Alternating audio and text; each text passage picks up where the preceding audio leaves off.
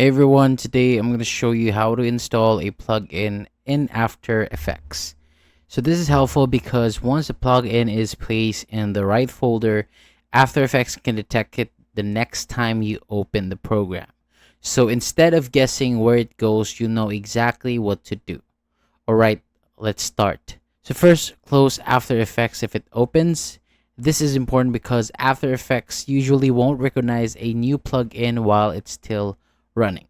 Now, find your plugin file on your computer and right-click the plugin file, then click Copy. Next, go to your desktop and right-click the After Effects shortcut and then click Open File Location.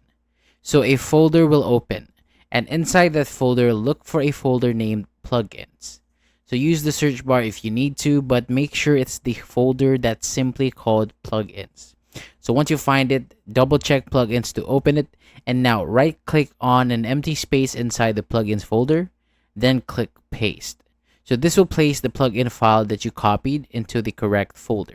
So to check if you did it right, you should now see the plugin name sitting inside the Plugins folder.